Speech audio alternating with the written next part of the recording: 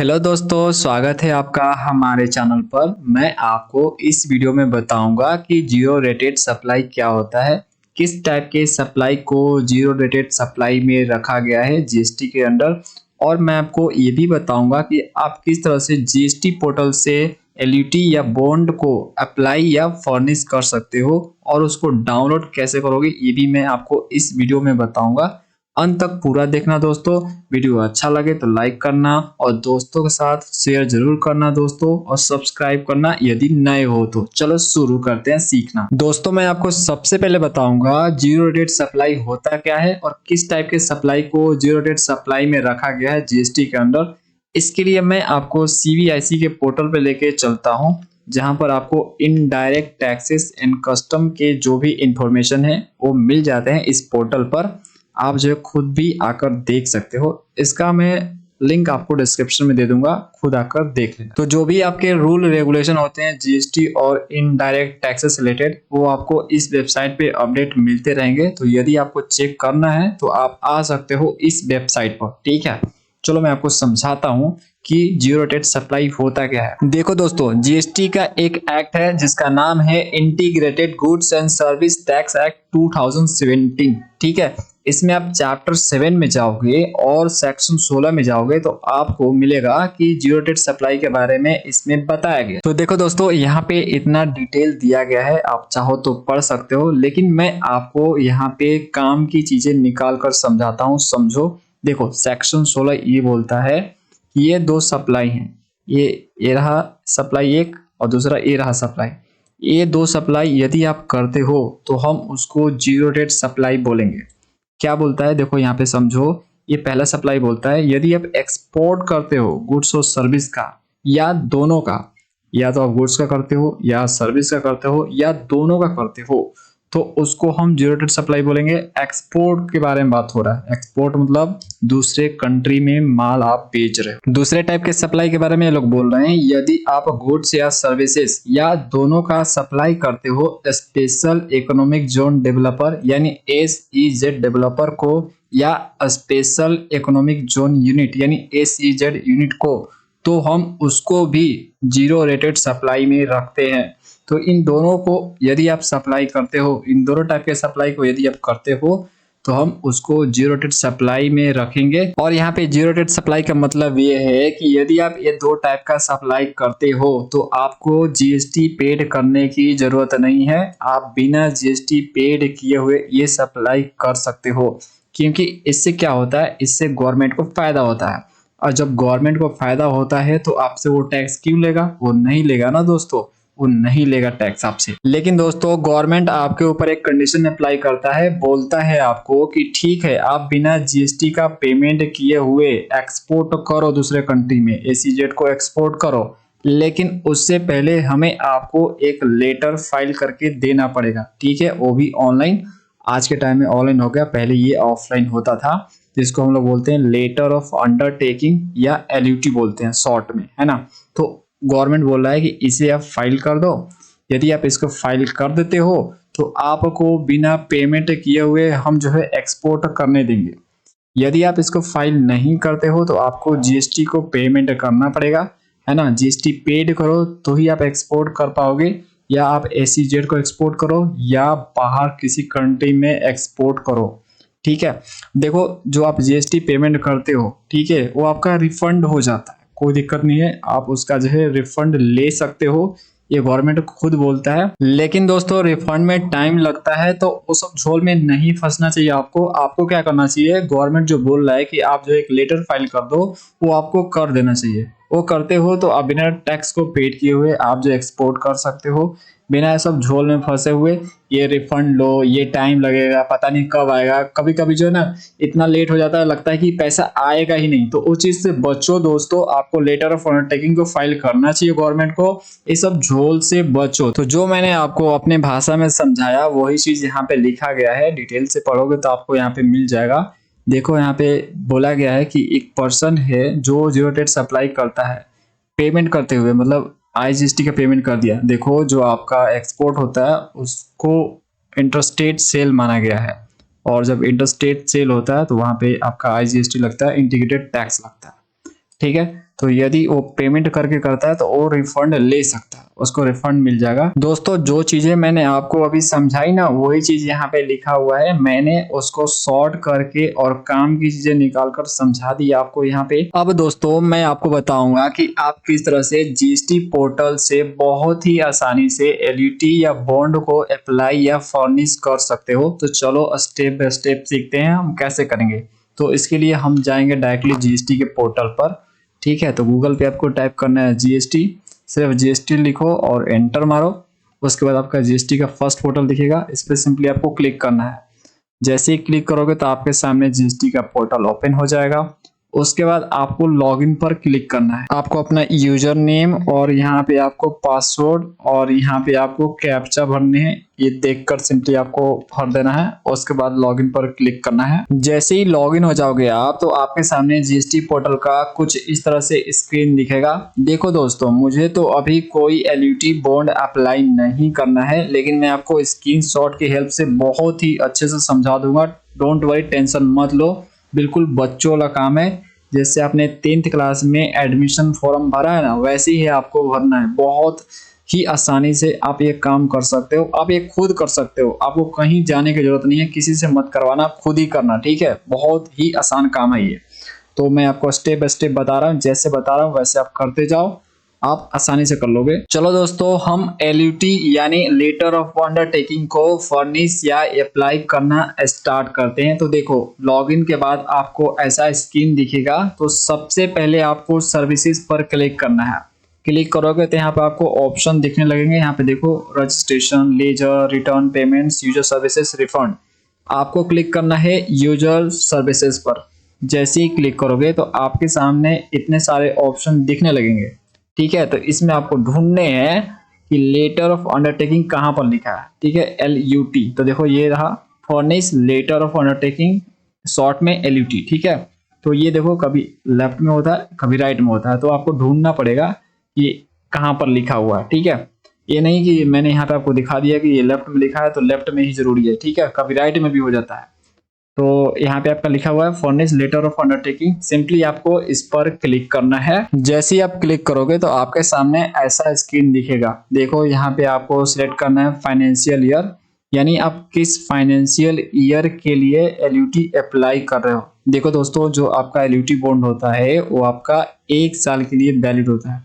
ठीक है, तो जिस भी फाइनेंशियल ईयर के लिए आप एलयूटी अप्लाई कर रहे हो उसी ईयर में जो है आप उसका यूज कर पाओगे, उसके बाद या उसके पहले नहीं कर पाओगे। ठीक है, तो यहाँ से आपको सिलेक्ट से आपको उसको सिलेक्ट करना है। अभी देखो आने वाला है कौन सा फाइनेंशियल ईयर आने वाला है, 2024 से लेकर 25, ये फाइनेंशियल ईयर अब चलेगा, है ना। 1 अप्रैल 2024 से लेके आपका चलेगा 31 मार्च 2025। तो आपको सिलेक्ट करना पड़ेगा दोस्तों। ठीक है, देखो कुछ इस तरह से ऑप्शन आपको दिखेगा। यहाँ पे आपको 2024 से लेकर 25 ये आपको सिलेक्ट करना है। ठीक है, तो आप सिलेक्ट करोगे, आप इसी फाइनेंशियल ईयर के लिए एलयूटी को अप्लाई कर रहे हो। ओके, ये आप बता रहे हो जीएसटी पोर्टल को। सिलेक्ट कर लिया आपने। सिलेक्ट करने के बाद आपको नेक्स्ट ऑप्शन पे आने हैं। यहाँ पे देखो लिख रहा है कि आपको यहाँ पे फाइल को चूज करना है। ये क्या बोल रहा है, देखो ये वाला ऑप्शन आपसे ये बोल रहा है कि यदि आपने इससे पहले एलयूटी के लिए अप्लाई किया है तो वो फाइल यहाँ पे अपलोड कर दो। देखो कंपलसरी नहीं अपलोड करना, आपका मन है तो अपलोड करो, अदरवाइज छोड़ दो। ठीक है, लेकिन आपको दोस्तों अपलोड करना चाहिए।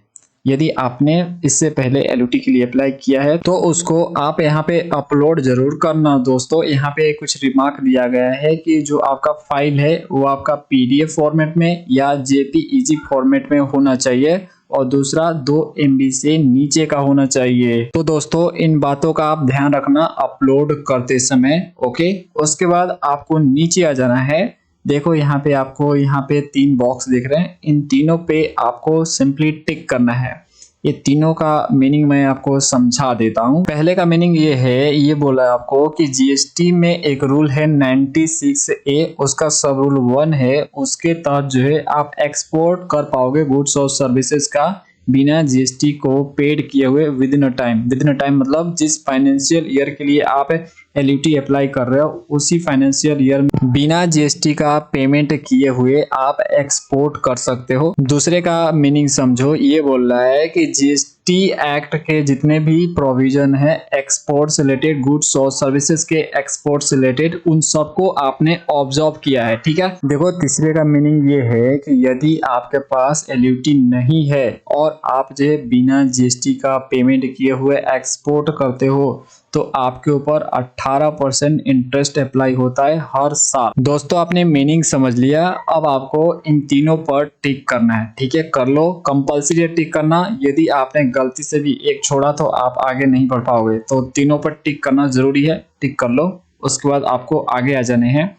अब देखो, अब आपको यहाँ पे 2 विटनेस का डिटेल यहाँ पे डालना है। तो देखो दोस्तों, जैसे आप एक नॉर्मल फॉर्म भरते हो वैसे ही आपको यहाँ पे भरने हैं। कोई ये बड़ा काम नहीं है, बच्चों का खेल जैसा है। ठीक है, तो देखो आपको 2 विटनेस का डिटेल भरना है। तो जिसको भी आप विटनेस ले रहे हो, आपके विटनेस कोई भी हो सकते हैं, आपके गार्जियन मेंबर भी हो सकते हैं, तो कोई भी हो सकता है। तो यहाँ पे उनका डिटेल डालने से पहले एक बार जरूर पूछ लेना दोस्तों। चलो स्टार्ट करते हैं फिल करना। देखो यहाँ पे नेम डाले हैं, पहला विटनेस है ये। ठीक है ना, पहला विटनेस का डिटेल, उसके बाद दूसरे का भी डालेंगे हम लोग, पहले का डालते हैं। ठीक है, तो नेम डालना है यहाँ पे। देखो जो रेड डॉटेड है उसको भरना कंपलसरी है, जहाँ पे रेड डॉटेड नहीं है उसको भरना कंपलसरी नहीं है, उसको आप खाली छोड़ सकते हो, आपकी मर्जी है। आप डालोगे तो भी सही, नहीं डालोगे तो भी सही। ठीक है, आपका मन का है। तो मैं बोलूंगा यदि आपको पता है तो डाल दो। ठीक है, क्या दिक्कत है डालने में, कितना टाइम लगेगा, है ना। तो यहाँ पे नेम डालो, उसका ऑक्यूपेशन डालो मन है तो, और उसके बाद यहाँ पे एड्रेस डालो, बिल्डिंग नंबर, फ्लैट नंबर, उसके बाद फ्लोर नंबर मन है तो डालो, और नेम ऑफ द प्रीमिसेस यहाँ पे मन है तो डालो, अदरवाइज छोड़ दो क्योंकि रेड डॉटेड नहीं है। देख लो यहाँ पे कि किस रोड और स्ट्रीट में आता है उसका एरिया। ठीक है, उसके बाद यहाँ पे सिटी टाउन डालो। सिटी टाउन मतलब डिस्ट्रिक्ट डाल सकते हो, नहीं तो उसका जो नजदीक वाला टाउन होगा जो, वो आप यहाँ पे डाल सकते हो। उसके बाद सिंपली आपको यहाँ पे स्टेट सेलेक्ट करना है, कौन से स्टेट में रहता है वो। उसके बाद डिस्ट्रिक्ट, उसके बाद सिंपली पिन कोड यहाँ पे फिल करना है। ठीक है दोस्तों, उसी तरह से दूसरे विटनेस को आपको यहाँ पे डालना है। देखो 2 दे दी यहाँ पे, मतलब दूसरा विटनेस, तो वैसे ही भरो जैसे आपने पहले वाले को भरा है यहाँ पे, है ना। तो वही ऑप्शन आपका नेम है, बिल्डिंग नंबर, है ना। तो यहाँ पे भर लो दोस्तों। ठीक है, स्टेट, डिस्ट्रिक्ट, पिन कोड भर लो। ओके, उसके बाद यहाँ पे आपको ऑप्शन मिलेगा प्लेस ऑफ फाइलिंग एलयूटी। आप जो है एलयूटी कहाँ से फाइल कर रहे हो, मतलब सिंपली आप अपने कंपनी का फॉर्म का जो आपका एड्रेस है जिस प्लेस में आता है वो आप यहाँ पे डाल दो। यहाँ पे देखो डेट आपका ऑटोमेटिक आ जाएगा, जिस डेट को आप एलयूटी फाइल कर रहे हो आपका अभी का डेट आएगा जिस डेट को आप फाइल कर रहे हो। ठीक है, तो आपको इसको भरने की जरूरत नहीं है, ये ऑटोमेटिक आ जाता है। तो सिंपली आपको यहाँ पे प्लेस लिखना है, टाइप करना है। उसके बाद दोस्तों यहाँ पे आपको सिंपली सिलेक्ट करना है। ठीक है, तो नेम ऑफ प्राइमरी और अदर ऑथराइज सिग्नेटरी, यहाँ पे ऑथराइज सिग्नेटरी को सिलेक्ट करना होता है।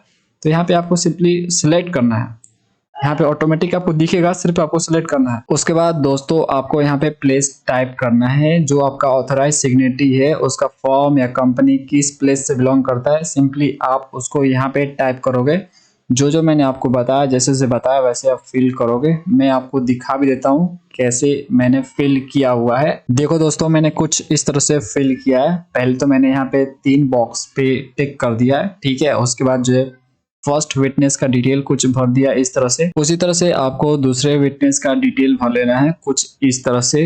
उसके बाद यहाँ पे बता दिया था कि आपको सिंपली यहाँ पे सिलेक्ट करना है, ऑथराइज सिग्नेटरी को प्लेस डालना है। ओके, उसके बाद दोस्तों आपको सिंपली सेव पर क्लिक करना है, सेव कर लेना है इसको। यदि आपका लाइट कट गया, चाहे आपका चलते चलते हैंग कर गया, है ना, तो ये आपका सेव हो जाता है वेबसाइट पर। दोबारा से ओपन करके आप जो है आगे प्रोसीड कर सकते हो, दोबारा से सब भरना नहीं पड़ेगा आपको। ठीक है, सेव जरूर करना दोस्तों। उसके बाद आपको प्रीव्यू पे क्लिक करना है, देखना है कि कहीं आपने गलती तो नहीं किया कुछ, एक बार ऑब्जर्व करना। ठीक है, तब प्रीव्यू पे क्लिक करना। जैसे ही आप प्रीव्यू पे क्लिक करोगे, ठीक है, तो आपके सामने एक पीडीएफ ओपन हो जाएगा। ठीक है, उस पीडीएफ को आपको देखना है, जहाँ पे गलती हो गया है उसके बाद आपको उसमें सुधारना है यहाँ पे। ठीक है, ध्यान से देख लेना और सुधारना, क्योंकि एक बार फाइल होने के बाद दोबारा इंप्रूवमेंट नहीं होता है। ठीक है, तो आप उसको सुधार सकते हो अभी। तो पीडीएफ डाउनलोड होगा, पीडीएफ देख लो एक बार।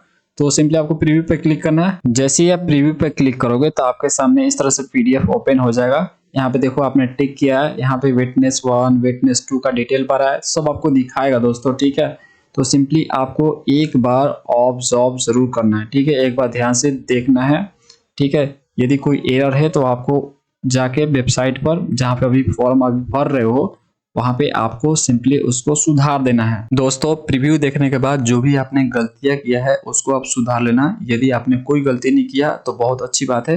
अब आपको आगे बढ़ना होता है, फाइनली आपको फाइल करना होता है, ठीक है? तो देखो फाइल करने के 2 तरीके हैं आपके पास।